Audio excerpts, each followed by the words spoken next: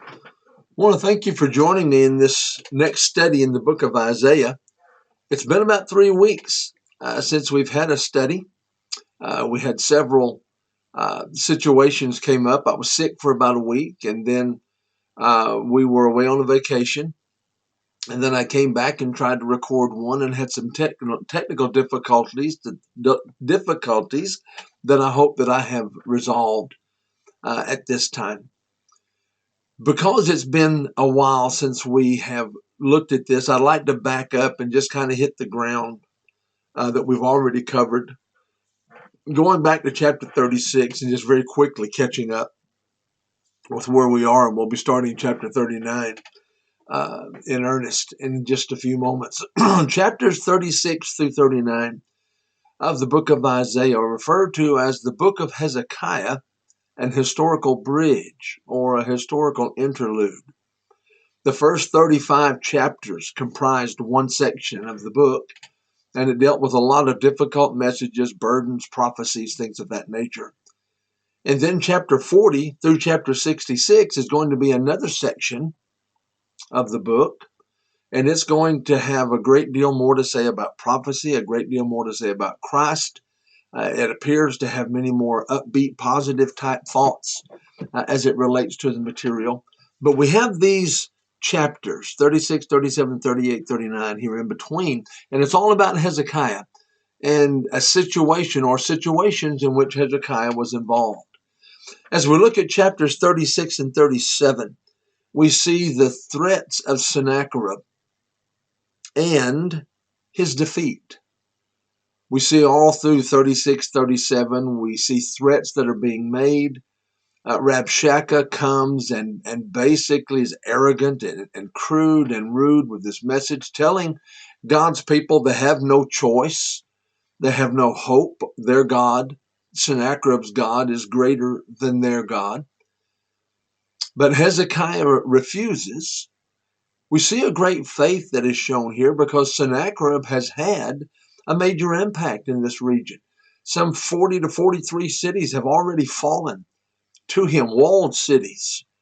And on paper, it seemed like Judah, had no hope as it related to this. But we know quite different to that situation. We know that God intervened. And on one night, 185,000 of Sennacherib's troops were killed. And the prophecy had been given, basically, that they were going to go home. What was left of his army was going to return to Assyria.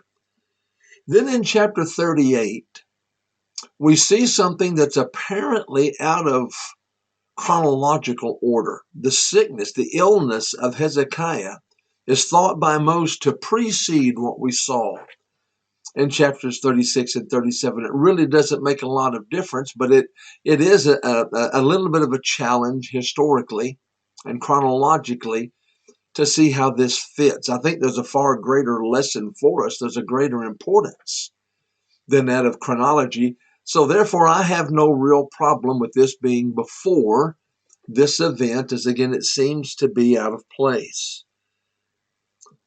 But second, basically, Hezekiah hears that he needs to prepare for his death. That would include making his funeral arrangements, if you will. That would include whatever blessings might be given to his descendants. We see that being a practice going all the way back into the time of the ancient fathers of Abraham and those like him. But to prepare for his death was what he was to do. But he prayed to God and basically asked God to remember what he had already done. And we need to understand and remember that there's no self-promotion going on here. He's simply making a request of God. And this prayer, there's an apparent request for more time, because that's going to be addressed as we look at the answer to that prayer in verses 4 through 6. As he had apparently asked for more time, it's thought that he was about 40 years old at this time, still relatively young man. And in his mind, there was still a great deal to accomplish. And we remember that he was one of the great reform kings, one of the few good kings of Judah. As a matter of fact, Hezekiah and Josiah are generally mentioned in tandem as being the greatest kings of Judah as it relates to reform. Remember, there were no good kings in the 10 northern tribes, but there were some in the southern, and Hezekiah was indeed one of those. And so he was granted, God said yes to his request. And basically, he was granted another 15 years to do the things that he needed to do. Well, there was a confirming sign that was given. And again, it's a fascinating situation. There was a staircase that was there where Hezekiah was. And apparently you could tell what time of day it was. As the sun moved, then the shadow would creep down the staircase, serving as somewhat of a sundial. Those who were familiar with the situation knew what time of day it was by looking at what step on the stairs that was seen. Well, the sign was that the shadow backed up 10 steps on the staircase, on the sundial, God basically reversing time as a miraculous sign that would confirm that Hezekiah could take confidence in knowing that he was going to be given an additional 15 years. We're not told how God did that as far as the miraculous nature of it. We know it was miraculous because of what happened. Whether he simply moved the sun back or whatever he did, that shadow represented God's divine intervention as it relates to the things that he was able to accomplish.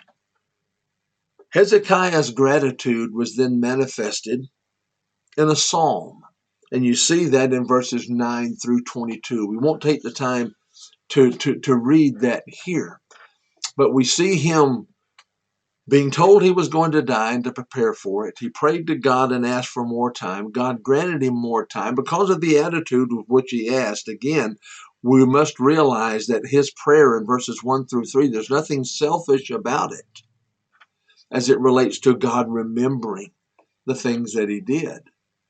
The sign was shown and he expressed his gratitude. But now as we step into chapter 39, we see a problem that's going to arise. With most of these faithful people that we see, there always seems to be some kind of flaw that they have. In other words, they're not perfect people. Abraham was considered a father of the faithful, and Abraham considered one of the most faithful of all time. And yet he lied on 2 occasions as it related to the nature of who his wife was. David was a man after God's own heart, yet he committed a sin with Bathsheba. And he complicated or added to that sin with the murder of Uriah. But we can look at a couple of Psalms and we know that David was penitent in what he did. So just because someone might be a good king, just because someone might be considered to be faithful, doesn't mean that they don't have warts, that they don't have flaws that they have to work through. And that's the case here with Hezekiah. He makes an error, but also we see another promise, another sentencing, that they're going to go into exile into Babylon. Remember that in 722 BC, that Assyria was carried off into captivity. We remember here that it was about 701 that we find Hezekiah's confrontation with Sennacherib. And it's going to be 606, about another 100 years.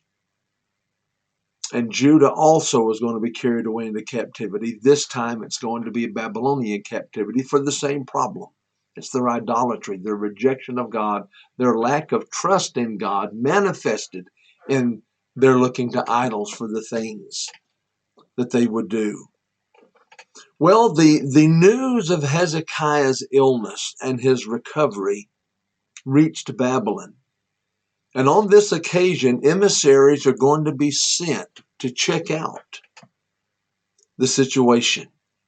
And when this happens, on this occasion, we're going to see Hezekiah act foolishly. As is so often the case, we're going to see that it is his pride that brought about the problem. He displayed Judah's wealth to these Babylonian envoys. So let's look at verses 1 through 4 of Isaiah 39.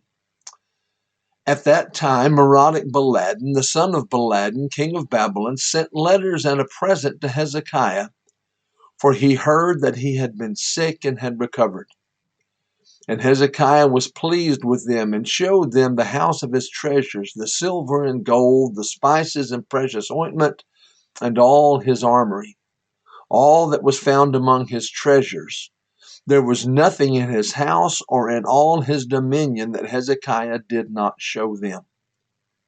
Then Isaiah the prophet went to King Hezekiah and said to him, "What did these men say?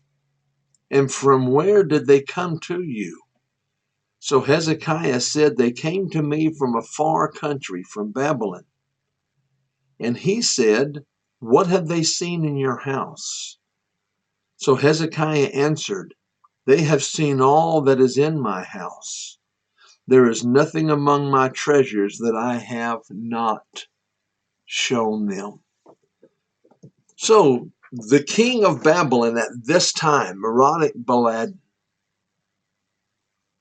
sent letters and a present to Hezekiah. According to Babylonian historical records, this king is remembered as Marduk-Apladini. Oftentimes, the Bible names are known as other names elsewhere. For example, Tiglath-Pileser, the Assyrian king, is also known as King Pul. So here we're seeing a comparison of documents with the Bible, and history at the time being portrayed here indicates this other name for this king. It doesn't mean that it's wrong. It just simply means that people can be known by two different names. Maybe different languages are used in regard to those things. We do know historically that Sargon II lost control of Babylon for about 12 years.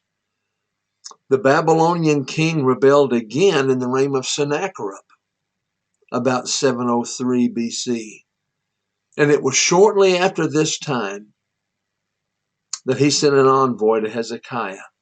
And basically this envoy, this representative, this spokesman, whatever we want to call him here, he was sent to congratulate Hezekiah on his recovery.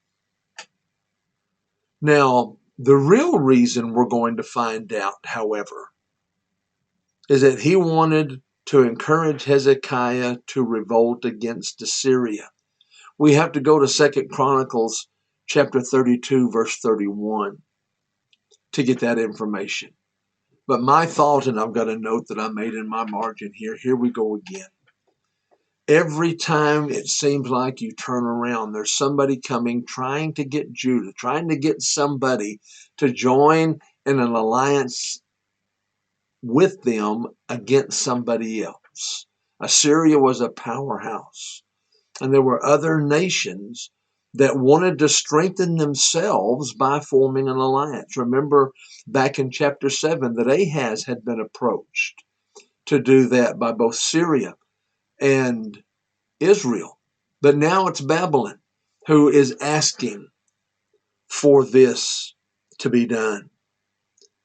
Well, when you look at verse 2, Hezekiah was pleased to receive these letters and the gift from the king of Babylon.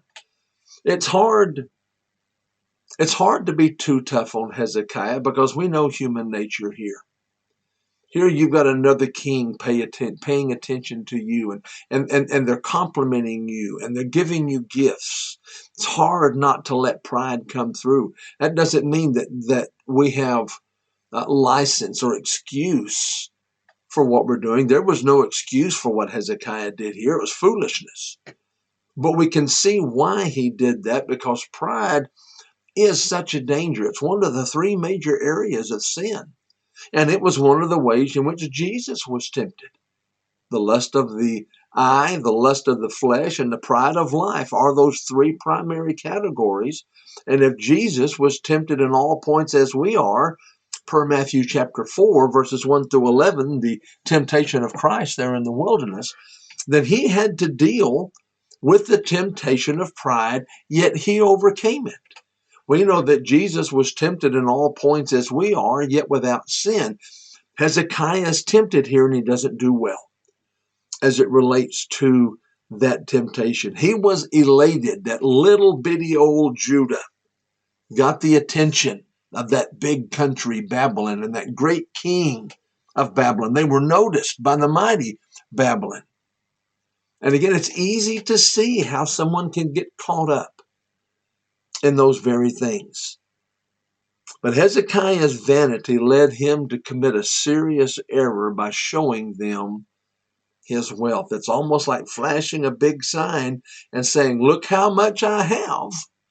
If Babylon was indeed that mighty and that powerful, and they were mighty enough and powerful enough, big enough for Hezekiah to feel good about them paying attention to him, would they not be big enough and mighty enough and powerful enough to come take whatever he had? Homer Haley said this: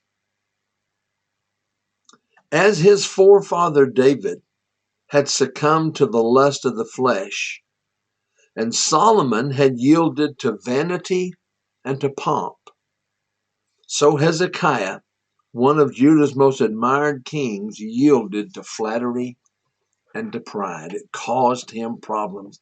He didn't deal with it well. Could he have dealt with it? Should he have dealt with it? Yes. God does not put us, he does not tempt us beyond what we're able to deal with, the New Testament tells us. But sometimes it is hard, and it's really hard if we don't think about the situation and we don't think through what we've done. Well, following this incident, now Isaiah was sent to Hezekiah, and he was to question Hezekiah as to what had transpired. Isaiah asked several questions. In reality, he already knew the answers. Now, I want to look at that phrase for just a moment. Verse 4, what have they seen in your house? I've heard sermons preached on that, and it's a great sermon topic because we can kind of do the same thing. We can be a little bit too free with information. What if we ask somebody to come and to visit us, and they see that we've been a little frivolous in our spending, or they see signs that maybe we're looking at things, watching things, reading things we don't need to? What have they seen in your house? It is a great question to ask. Now, as it relates to the context here, Isaiah knew he had shown them everything. He had shown them the treasures. And now we're going to see a transition from this. Now, here comes Babylon. This envoy from Babylon is coming down. You've shown him everything. Well, guess what's going to happen? In about 100 years, Babylonian captivity is going to come about. So here we have a parallel predicting the Babylonian captivity, and this is in verses 5 through 8 of our text, the rest of the chapter. Then Isaiah said to Hezekiah, hear the word of the Lord of hosts. Behold, the days are coming when all that is in your house and what your fathers have accumulated until this day shall be carried to Babylon. Nothing shall be left, says the Lord. And they shall take away some of your sons who will descend from you, whom you will beget. And they shall be eunuchs in the palace of the king of Babylon. So Hezekiah said to Isaiah, the word of the Lord which you have spoken is good. For he said, at least there will be peace and truth in my days. Now let's not again run to judgment, and let's not jump to the conclusion that Hezekiah is being a little flippant here. Well, at least in my time, we're going to have peace. But let's break this down and see what is happening. There in verses 5 through 7. And we're going to stop at this point because we're moving into the next big section in our next study. And I want to have time. I don't want to do that piecemeal. In verses 5 through 7, Isaiah delivered God's message to Hezekiah. All the wealth that Hezekiah had shown to Babylon is going to be carried away by Babylon. Beginning in the year 606 BC, Nebuchadnezzar is going to launch the first wave of a siege that carried people away into captivity. There were 3 of them. Daniel, Shadrach, Meshach, and Abednego were carried away in the first in 606. In the second, Ezekiel and thousands of others were carried away. That was about 597 BC. And then in 586 BC, it's going to be the end of it. The temple's going to be destroyed. And all but the poorest and the oldest are going to be taken to Babylon for captivity. We can look at so many other places and see the fulfillment of these passages. Nebuchadnezzar is going to take everything away, even the temple itself, the gold and the silver, the utensils, things that were used in the temple service were also carried into Babylonian captivity. Cyrus basically is going to give that back as we see him sending the people back in his decree 536 BC to rebuild the temple. Some of what was taken by Babylon is going to be returned. But remember, this was something that Hezekiah was proud of. He was proud of this wealth, and he was proud to show the mighty Babylon what he had. And God said, all that's going to be taken away. That should not be a source of pride. Should not be a source of why Hezekiah felt good about himself, because it's all going to be gone. If that's where your confidence is, then your confidence is going to be taken away because of what Babylon did. But also some of Hezekiah's descendants are going to be taken away. The fulfillment again of that was in 586 BC, when Judah was finally and fully carried away into Babylonian captivity. It's about 120 years after this discussion between Isaiah and Hezekiah. That reference made about these descendants are going to be made eunuchs in the kingdom. If you will recall in the book of Daniel, that's exactly what happened to Daniel, Shadrach, Meshach, and Abednego. They would be castrated, and the best of the best would be put to use in the kingdom there. And that's what we see with Daniel and his 3 associates and others like him. They were made eunuchs to serve this king of Babylon. All these were going to be descendants. Some of these were going to be descendants of Hezekiah himself. Now, those who try to deny inspiration and those who have a problem with predictive prophecy claim that these events all took place after the captivity, but that's just simply not the case. This event did not happen then. You can't get Hezekiah any later to see these things happen.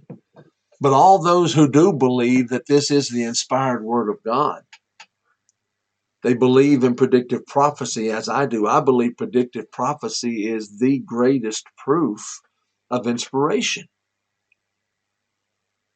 But myself and so many more like me see this as a powerful prophecy.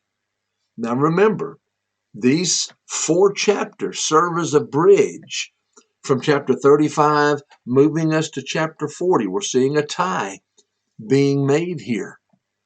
Our next chapter is going to begin this next major division of the book of Isaiah. And we're going to see so much more about the Messiah. In verse 8, some see Hezekiah's response as one of humility. Others see it as being self-serving and even arrogant.